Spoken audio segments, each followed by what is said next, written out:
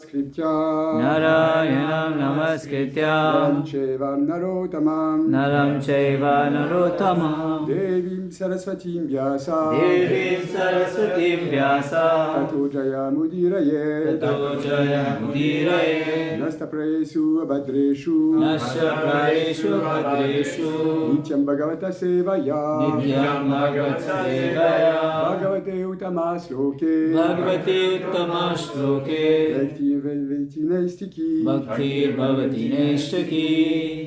Donc nous lisons aujourd'hui à partir du Srimad Bhagavatam, 8e chant, chapitre 14, verset 6.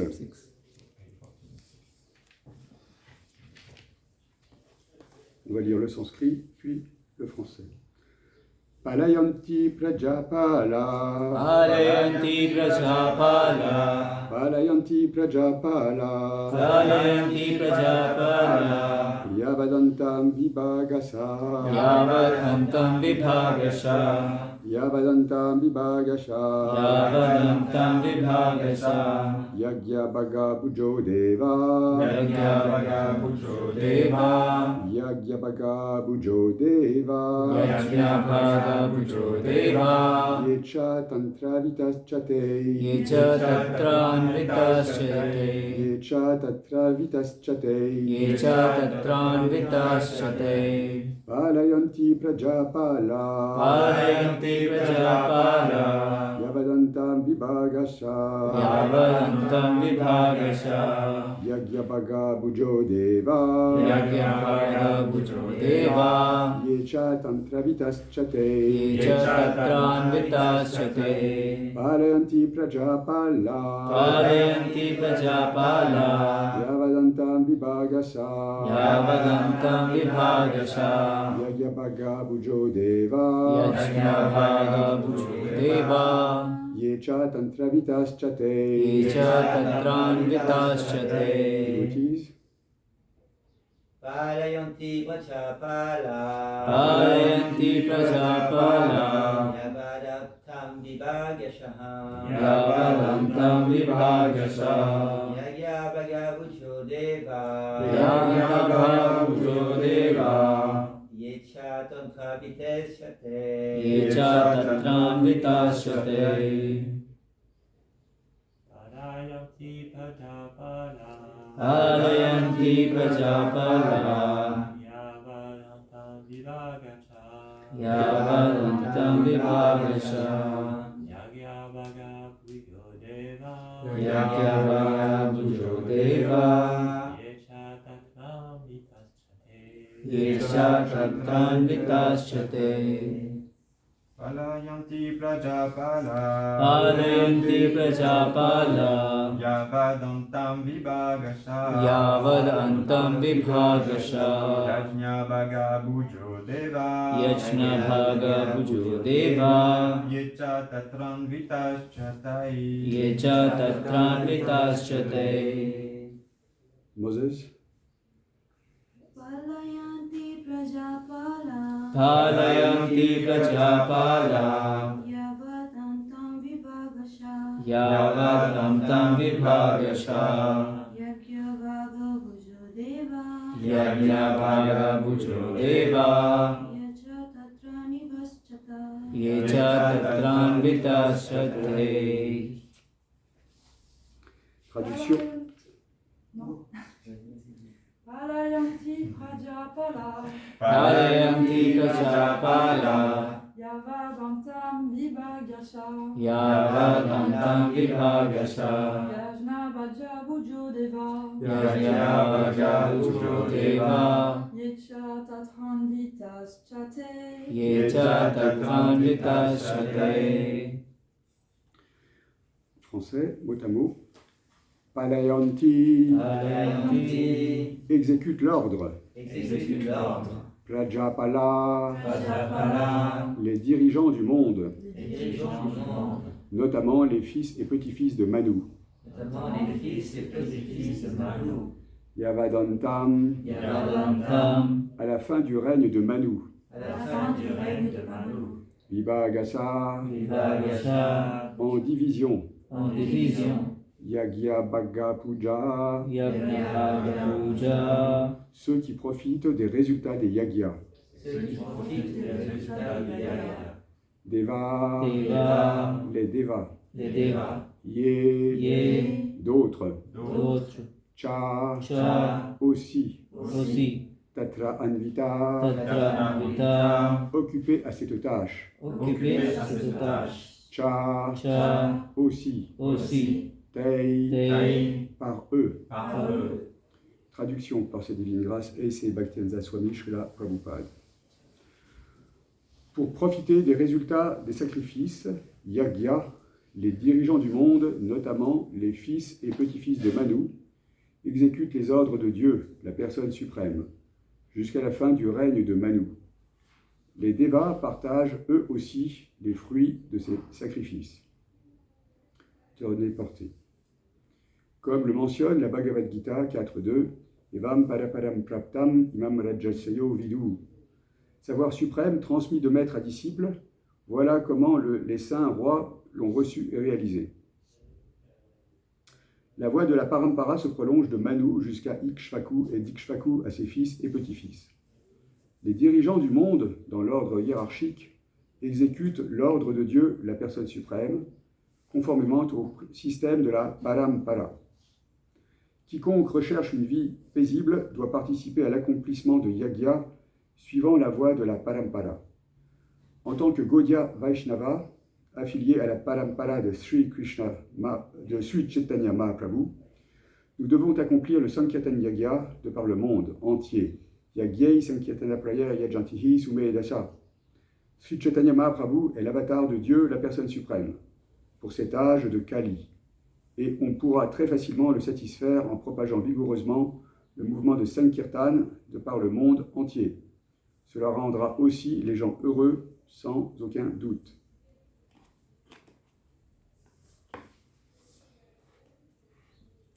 Om Ajnana Timirandasya Gyana Gyana Shalakaya Saksu Sudmilitam Yena Tasmai Shri Gurave Namaha. Je suis né dans les plus profonds ténèbres de l'ignorance, mais du flambeau lumineux de la connaissance, mon maître spirituel m'a ouvert les yeux.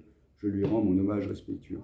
Shri Chaitanya Mano Bhistam Stapitam Yena Bhutale Svayam Rupa Kadamayam Dadati Svapatantikam E Krishna Karuna Sindhu Dinabandhu Jagatpate Gopesha Gopika Kanta Radha Kanta Namostute Tapta Kachana Gaurangi Radhe Vrindavaneshwari Vishvanu Sute Devi Pranamami Hari Priye Vanchakalpa Tarubhyascha Kripa Sindhubhya Cha Patitanam Pavanebhyo Vaishnavebhyo Namo Namaha. Jai Sri Krishna Chaitanya Prabhu Nityananda Shri Advaita Gadadhar Srivasadi Gaura Bhakta-vrinda.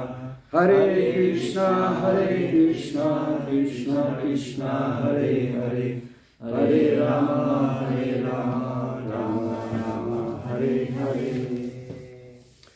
Aranti Prajapala Yavadantam Vibhagasa Yagya Bhagga Bhujo Deva Yecha Chantravitas-chatei. Pour profiter des résultats des sacrifices, Yagya, les dirigeants du monde, notamment les fils et petits-fils de Manu, exécutent les ordres de Dieu, la personne suprême, jusqu'à la fin du règne de Manu. Les Devas partagent eux aussi les fruits de ces sacrifices.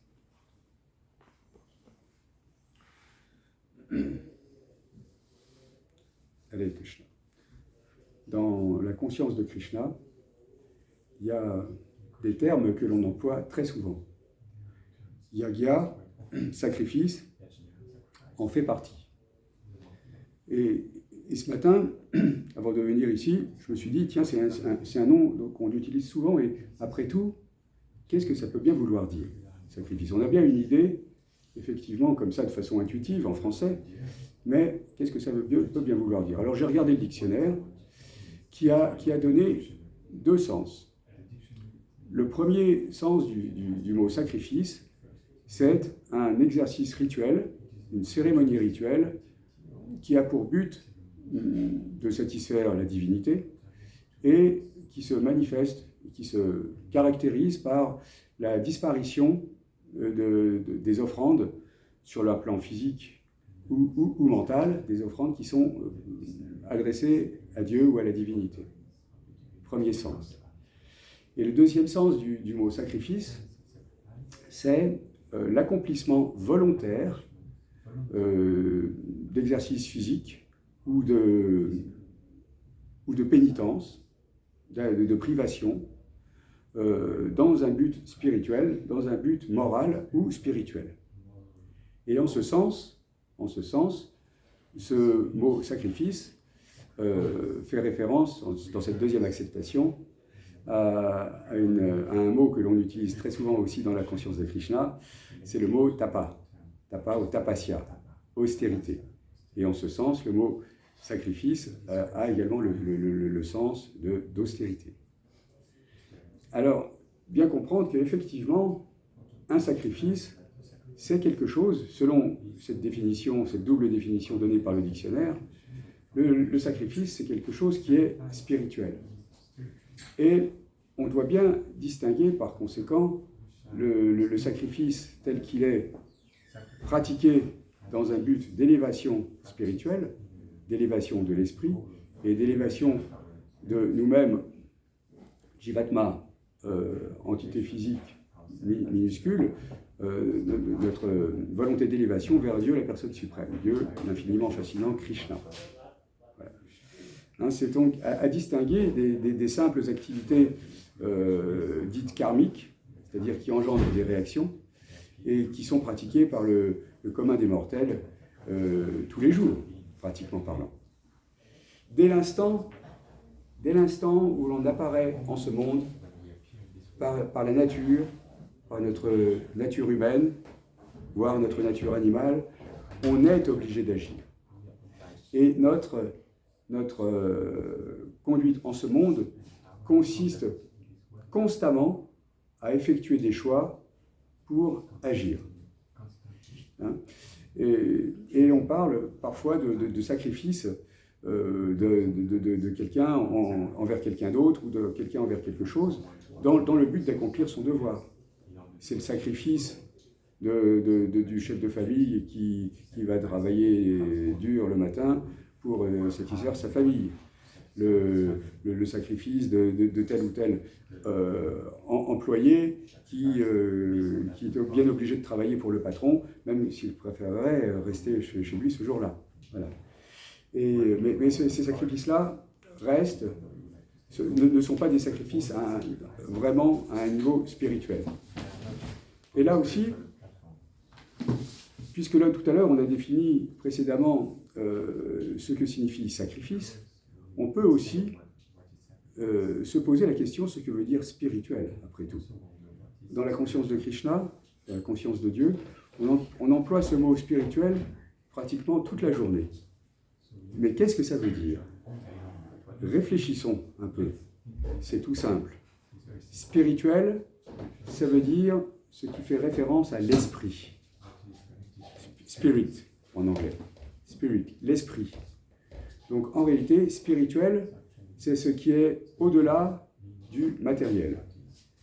Et d'ailleurs, dans un de ses premiers ouvrages, un de ses tout premiers ouvrages que Srila Prabhupada a écrit, avant même, je crois, qu'il soit sannyasi, possible, enfin en tout cas c'est très très ancien, c'est dans les années 50, Srila Prabhupada a écrit un texte très intéressant qui s'appelle « Antimatière et éternité », dans lequel, dès les premières pages, Srila Prabhupada indique qu'il y a une antinomie fondamentale entre le spirituel et le matériel.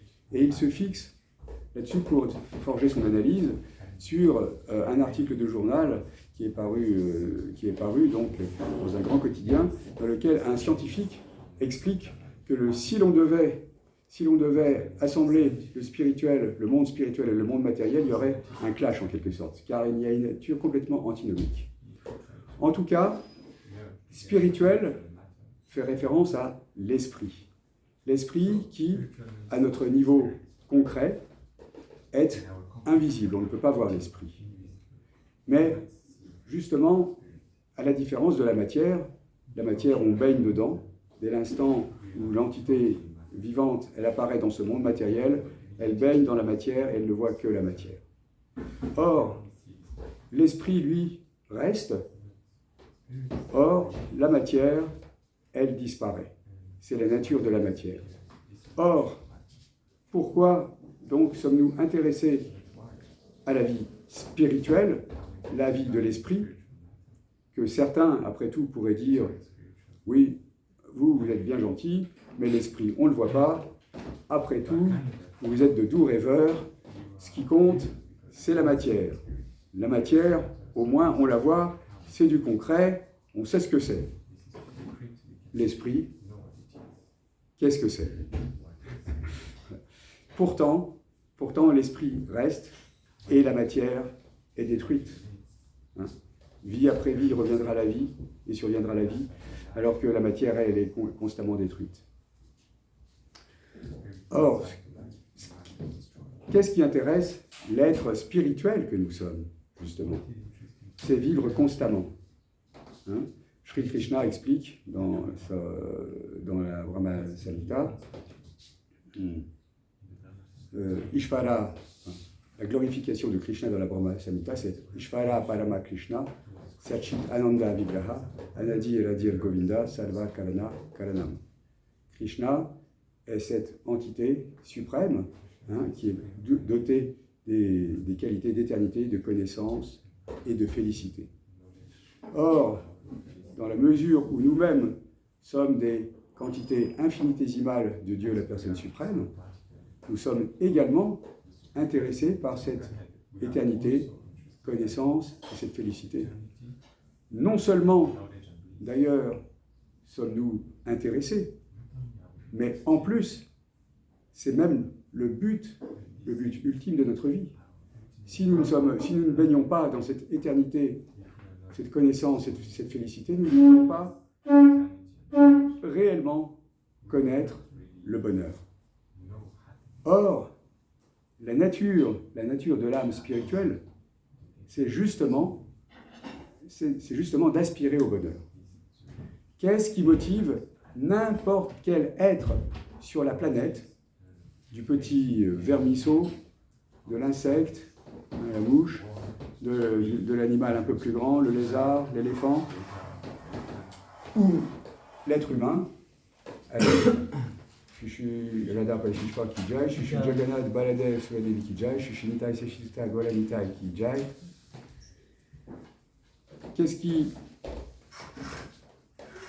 Quelle est la motivation ultime de tous les êtres? C'est l'aspiration au bonheur. Hein? L'aspiration au bonheur. Tous, à notre niveau, nous cherchons à être heureux. C'est notre motivation sur Terre. Alors après, on va chercher notre bonheur de façon particulière, selon effectivement nos personnalités particulières, mais nous aspirons tous au bonheur. Et ce bonheur, on ne peut pas le trouver, comme on l'explique dans nos tout premiers débuts dans la conscience de Krishna, on ne peut pas le trouver dans la matière. Parce que la matière, elle est asat et nirananda. C'est-à-dire qu'elle est complètement impermanente, elle est dotée d'ignorance, la matière, parce que finalement la matière inerte, qu'est-ce que c'est? C'est finalement de l'ignorance, c'est le tamoguna dans son excellence. Et évidemment, elle ne dure pas, la matière, elle est détruite. Elle est détruite à tous les instants. Notre corps humain, par exemple, tous les 7 ans, selon les études scientifiques actuelles, tous les 7 ans, on sait que notre corps humain, il n'y aura pas une seule particule de ce corps qui sera encore existante.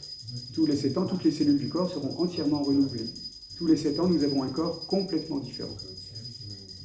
Bref, la matière passe, l'esprit survit, et l'extraordinaire commentaire de Sadhguru Srila Prabhupada ici, c'est de relier le texte qui parle des manus, donc les progéniteurs et les administrateurs de l'univers, qui sont des gens qui, pour accomplir leur devoir, accomplissent des yagyas. Donc les Manus, ils accomplissent des yagyas.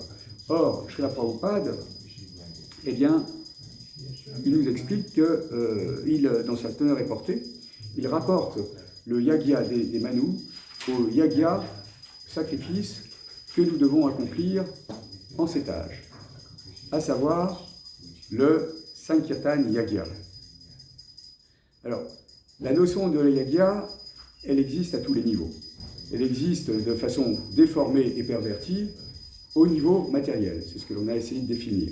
Lorsque le chef de famille, par exemple, il accomplit ses devoirs prescrits pour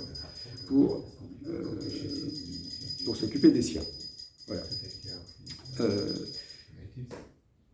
Le yagya, le sacrifice, implique un certain inconfort d'une façon ou d'une autre. Parce que le yagya indique que l'on va sacrifier quelque chose, ce que l'on ne ferait pas de façon naturelle. Et d'ailleurs, la valeur d'un yagya n'est réelle que si justement nous avons ce sentiment d'accomplir et de sacrifier quelque chose. Par exemple, un être pieux ne pourra vraiment bénéficier des résultats de son yagya que s'il donne quelque chose de façon significative.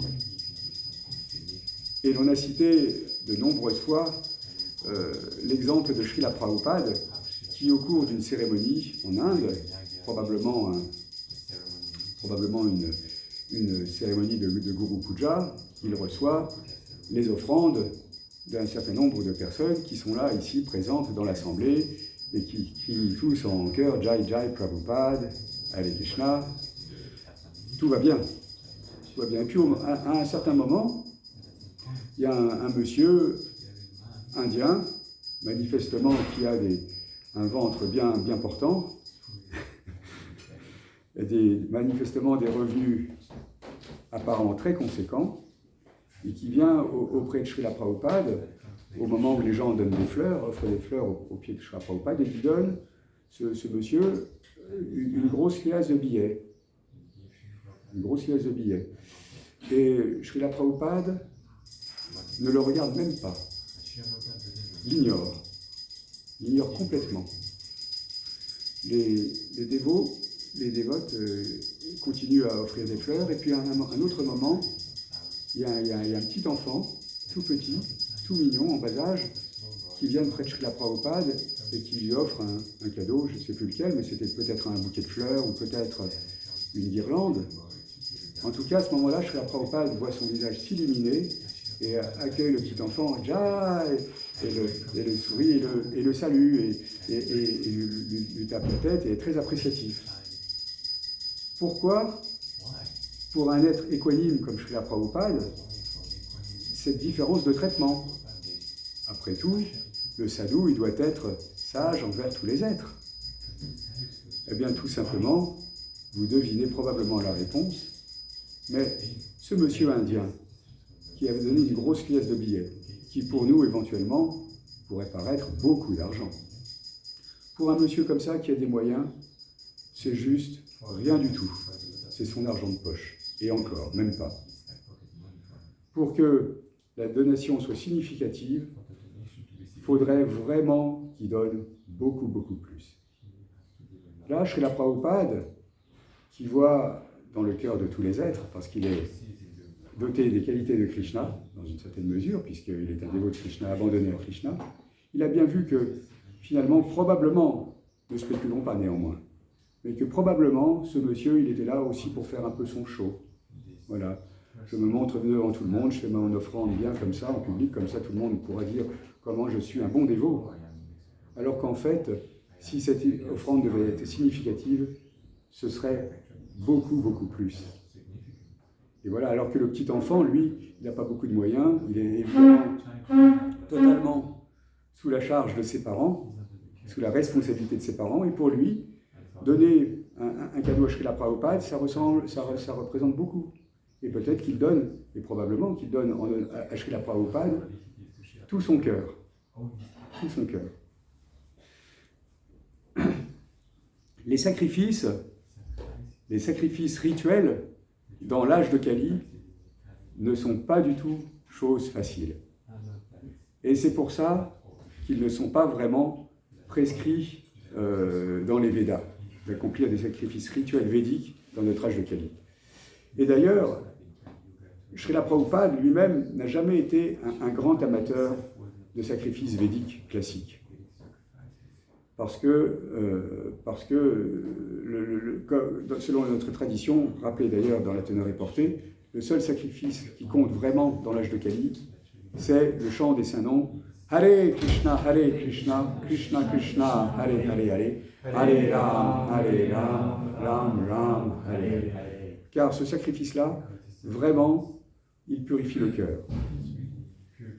Alors on peut rappeler une anecdote, encore on aime bien les anecdotes, hein, justement des tentatives de dévots au début du mouvement Hare Krishna pour faire des sacrifices. Bah oui, parce que quand même, dans notre vie spirituelle, toute notre vie spirituelle, elle est marquée par des sacrifices, c'est-à-dire des cérémonies rituelles qui ont pour but, quand même si en cet âge de Kali, nous ne sommes pas qualifiés, qui ont pour but de sanctifier l'environnement et de le rendre propice, favorable au pur chant des saints noms de Dieu.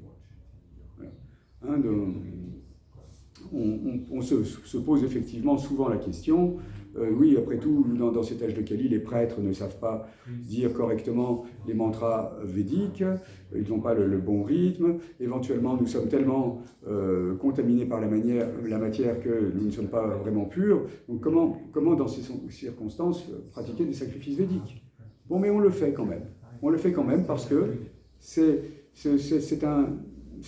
une obligation sociale, spirituelle, qui, de façon ou d'une autre, nous ramène progressivement à Krishna, dans la mesure où nous pratiquons également le Sankirtan Yagya. Bref, pour en revenir à notre anecdote, l'anecdote se passe, ou l'événement plutôt se passe en direct à la télévision, tenez-vous. C'était dans les années 70, au tout début du mouvement Hare Krishna, à Amsterdam, en Hollande. Et à Amsterdam, en Hollande, les dévots, les disciples de Srila Prabhupada à cette époque-là, étaient très très heureux de faire un grand yagya pour l'inauguration du temple d'Amsterdam. Alors, effectivement, ils avaient fait tous les efforts, ils avaient convoqué, comme on a dit, la télévision, et c'était en direct. Et qui plus est, il y avait Srila Prabhupada qui lui-même était venu très spécialement pour inaugurer les murtis de Sri Jagannath Baladev Subhadra du temple d'Amsterdam. Depuis, ces murtis, d'ailleurs, sont maintenant adorés à Ladadèche, en Belgique. Quoi qu'il en soit, Srila Prabhupada, on voyait, était assis sur son Vyasasana, il avait fait son discours, et puis il commençait à être un petit peu anxieux, spirituellement anxieux, car il voyait que les dévots étaient un petit peu vraiment pas dans le ton pour pratiquer le sacrifice. Il y avait du retard dans le programme, et puis Srila Prabhupada a dit bon, faut qu'on installe maintenant les fruits, parce qu'on ne peut pas faire un sacrifice justement sans les fruits. Et à ce moment-là, il y a une dévote qui devient toute rouge, qui s'appelle Kishori Dasi, qui est une grande cuisinière de Srila Prabhupada, qui est toujours présente parmi nous, qui accomplit son service à la Nouvelle Mayapur en France, et Kishori Devi Dasi, qui était une toute jeune dévote, elle devient toute rouge et dit « Oh là là, mon Dieu, Srila Prabhupada, j'ai utilisé les fruits pour faire une salade de fruits. »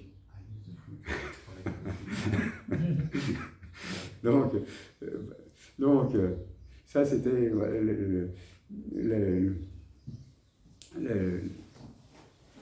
le manque d'expérience font que les dévots, malgré tout leur cœur, ils commettent des erreurs dans l'accomplissement des yagyas.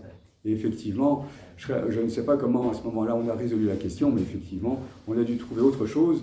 On a probablement dû remplacer les fruits par autre chose, de façon à ce que le yagya soit accompli. En tout cas, c'est pas facile dans l'âge de Kali d'accomplir des yagyas de façon rituelle, de cette façon-là. C'est pourquoi, donc nous, on pratique le Sankirtan Yagya, et bien comprendre que le Yagya, il a de toute façon une destination. Et la destination du Yagya, du sacrifice, c'est de satisfaire Dieu, la personne suprême. C'est le but. Hein. Plutôt que d'accomplir comme un karmi, c'est-à-dire celui qui reçoit les réactions à ses actions dans ce monde matériel, plutôt que d'être un karmi qui reçoit les réactions, on doit agir comme un dévot, un bhakta, qui sera délivré du karma parce qu'il accomplit son action pour la satisfaction de Yagya de Vishnu. Hein. Dans la Bhagavad Gita, Arjuna, il pose des questions au début du 8e chapitre. Il pose un certain nombre de questions à Krishna. Quelqu'un a la Bhagavad Gita? Vous pouvez me passer la Bhagavad Gita, s'il vous plaît? Merci.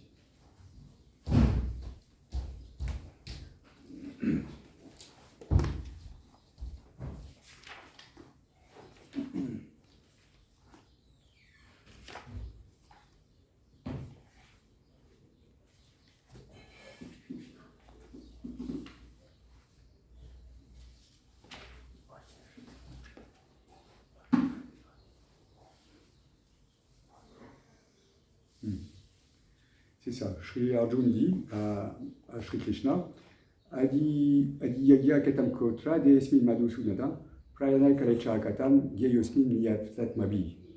Qui est le Seigneur du sacrifice? Et comment vit-il dans le corps au Madhusudan?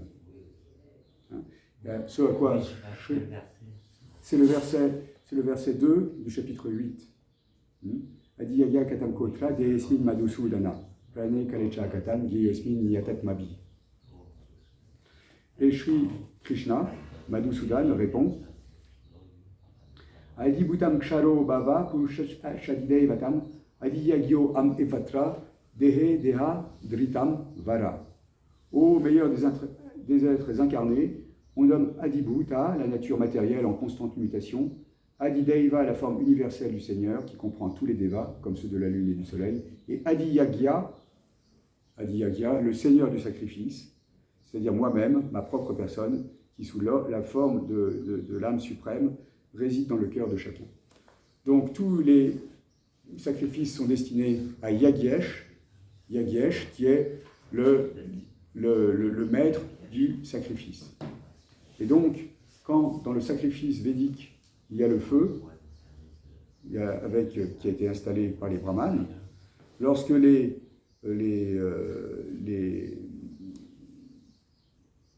utilisateurs du yagya, ou ceux qui accomplissent le yagya l'accomplissent, effectivement, ils lancent dans les flammes différentes substances, notamment des céréales, et en fait, le feu lui-même, qui est alimenté par le ghee, c'est la langue de Vishnu. Alors, dans les temps védiques, on accomplissait l'Agnihotra, le Brahmana, dans les temps très anciens, il accomplissait tous les jours l'Agnihotra dans sa demeure. Il invitait ainsi Krishna pour qu'il reste constamment dans son foyer. Ça peut se faire, mais de nos jours, nous, on chante le Maha-mantra Hare Krishna, Krishna Krishna, Hare Hare, Hare Rama, Rama Rama, Hare Hare. Et c'est bien plus simple. C'est bien plus simple. Parce que, effectivement, dans l'âge de Kali, Prayana Alpayuka Sadhya, Kaloi Asi Yugejana, Manda Yumanda Batayo, Manda Genai Upadrutam. C'est-à-dire que les êtres, ils ont l'intelligence faible, ils vivent très peu, et ils sont paresseux, indolents, et constamment dérangés. Et par conséquent, se concentrer pendant longtemps sur des sacrifices comme ça, finalement notre mental est distrait et finalement on n'en retire pas un bénéfice spirituel. Par contre, dans le chant du Mahamantra Hare Krishna, effectivement, Srila Prabhupada explique, quand on chante le Mahamantra Hare Krishna, c'est comme si on avait Dieu la personne suprême qui se manifestait sur le bout de notre langue. Et à ce moment-là, la purification est totale. Mais le Sankirtan Yagya, c'est pas seulement le chant lui-même du mantra Hare Krishna, c'est aussi toutes les activités qui vont avec, qui vont tout autour. Parce que malheureusement, là encore, même si le sacrifice du chant du Mahamantra Hare Krishna, c'est quelque chose de plus facile que les mantras, que les sacrifices védiques, malheureusement encore, pour beaucoup d'entre nous, c'est encore trop compliqué. C'est encore trop compliqué.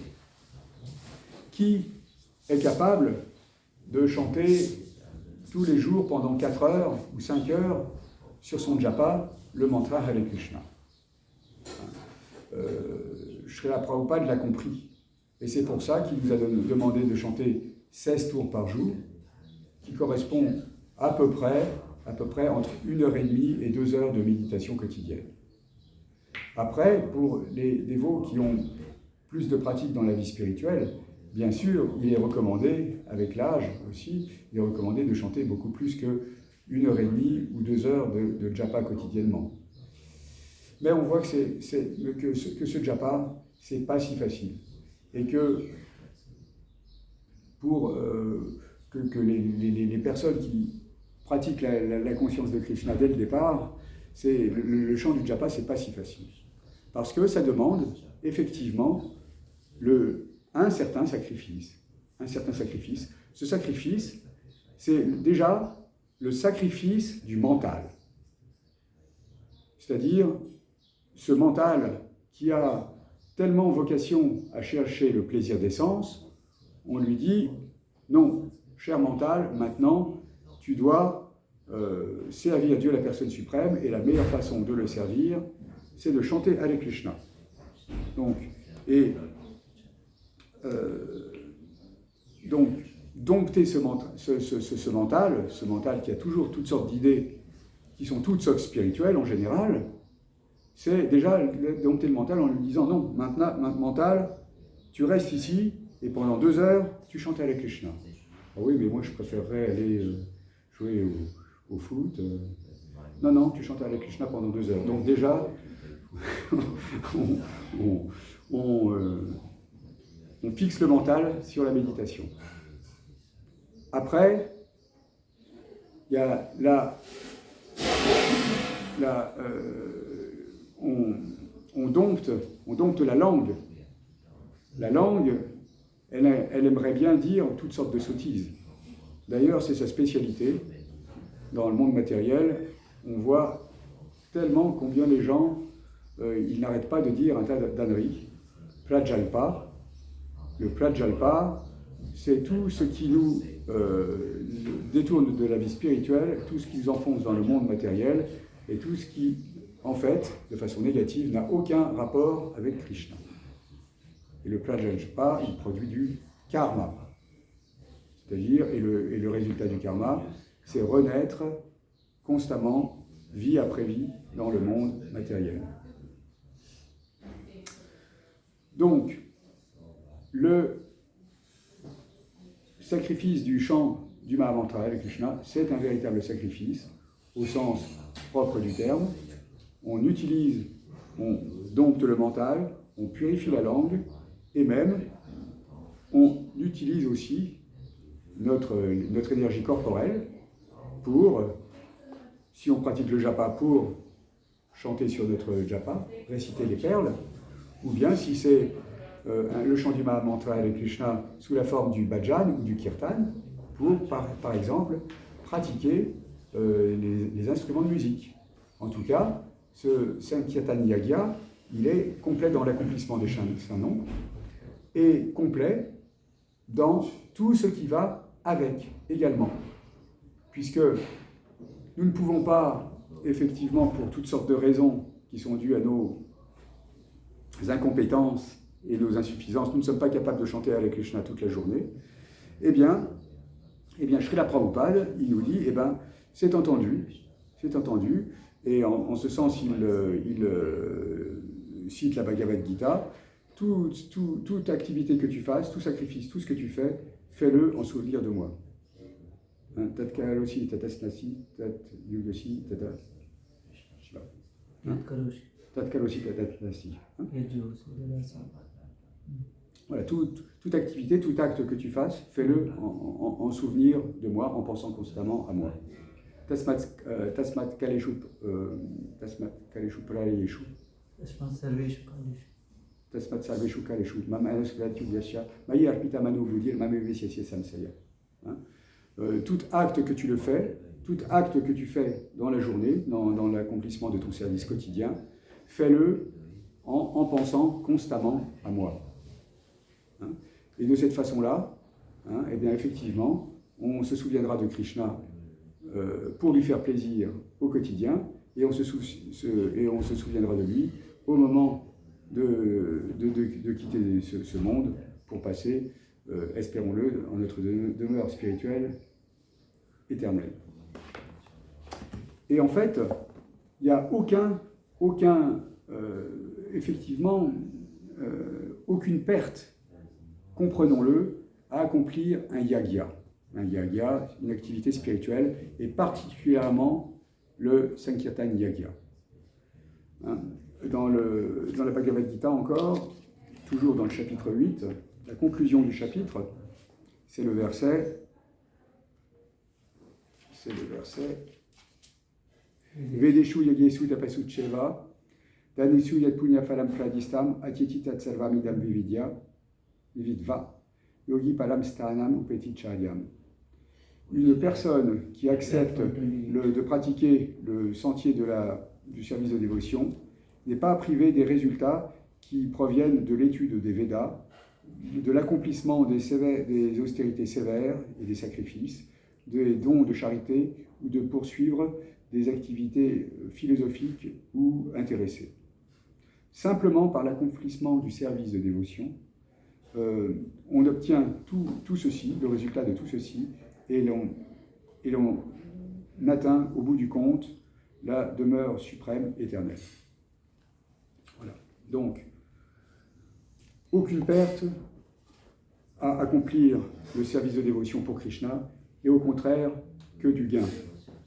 Parce que parfois, au moment de joindre la conscience de Krishna, au moment de pratiquer la vie spirituelle, on peut se dire, oui, mais bon, je vais aller au temple, et après tout, je vais peut-être pas faire des études, après, je vais peut-être pas avoir un bon métier, et après tout, je vais peut-être sacrifier en quelque sorte pour le coup, sacrifier ma vie.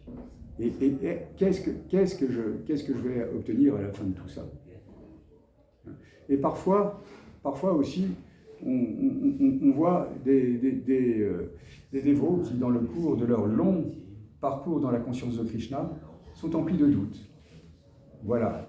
Et ça, il y avait une dévote, qui est déjà une dévote ancienne, qui, je crois, l'épouse de Yadubhar Prabhu, qui d'ailleurs est actuellement présidente du Bhaktivedanta Manor.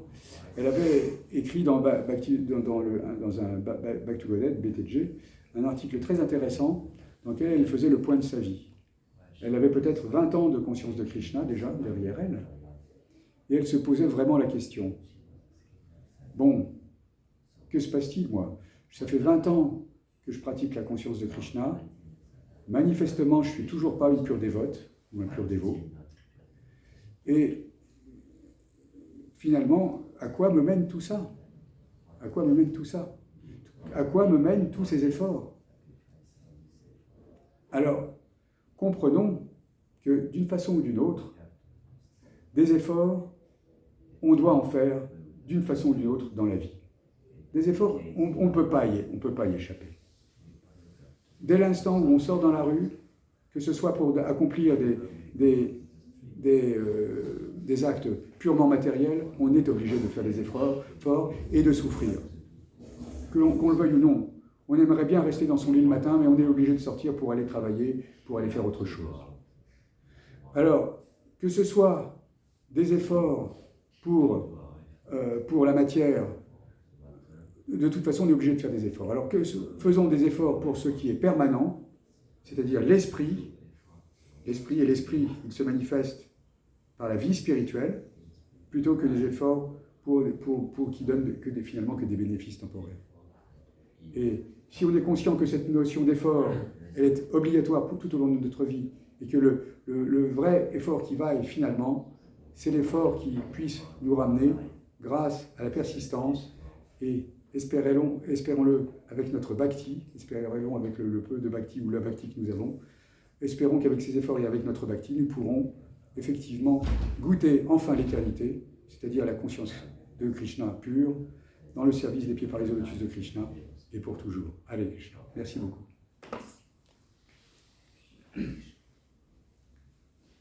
Est-ce qu'il y a des commentaires ou des questions? Oui? Je me suis dit la même chose que cette personne que vous venez de citer. Moi, ça fait que 3 ans que je suis dans la conscience de Krishna. Et parfois, j'ai des doutes, oui, parfois. Mais j'ai jamais trouvé une autre activité, entre guillemets, qui me fait autant de bien, mais j'y crois de toute façon, j'ai la foi. Vraiment. Mais du coup, je me dis, de toute façon, ça ou le monde matériel au pire, à choisir, même s'il y a des doutes qui arrivent au long de la vie, tant pis. Je suis quand même mieux avec Krishna que dans le monde matériel. Je me suis dit ça. C'est après doute ou pas doute, tant pis. Mais je crois quand même à Krishna et j'ai vraiment la foi en Krishna. Oui, bien sûr. Merci pour cette... Tout ce que je lis, tout ce que j'écoute, tout ce que j'étudie, ça me paraît réel. Et moi-même, j'ai parfois sûrement des résidus dans la mémoire karmique où je ressens des choses, je vois des choses, où je rêve des choses réelles, sûrement d'autres vies. Et régulièrement depuis toute petite, donc, du coup, et qui remontent à très très loin. Je parle pas comme beaucoup, la vie précédente. Non, non. Ailleurs et il y a très très longtemps. Donc ça raffermit ma foi.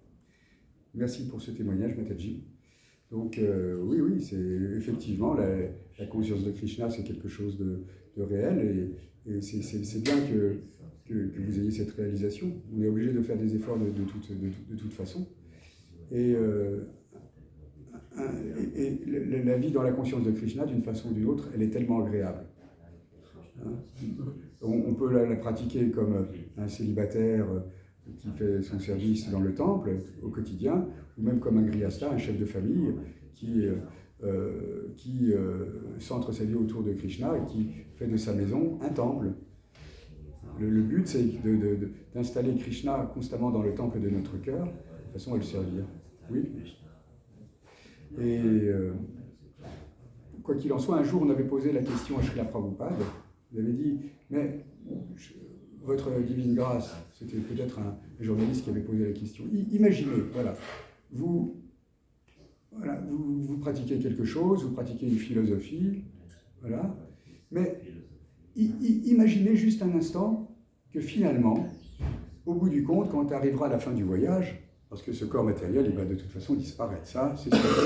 Il n'y a pas beaucoup de choses dont on est sûr, mais ça, on en est sûr. Eh bien, que se passe-t-il? Voilà, imaginez, il n'y a rien. Krishna, pas de Krishna, il n'existe pas. Donc vous aurez fait toute cette vie pour rien? Réponse de Srila Prabhupada.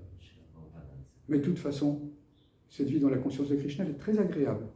Et moi, j'aime bien mon style de vie, tel qu'il est comme ça, d'une façon ou d'une autre. Moi, j'ai la foi, et même si, ce que je n'imagine pas un instant, vous deviez avoir raison, de toute façon, mon mode de vie il est très extatique, et de toute façon, il ne fait que m'élever. De toute façon, même ne serait-ce que sur un plan humain. Ça nous donne déjà de toute façon, même dans cette vie pratique, concrète, ça nous donne de toute façon des grandes qualités et ça nous permet de toute façon de nous élever. Ne serait-ce que sur le plan humain, que dire sur le plan divin. Hare Krishna. Merci beaucoup. Autre question? Shri Prabhupada ki Jai. Jai. Granthala Srimad Bhagavatam ki Jai. Jai. Hare Krishna.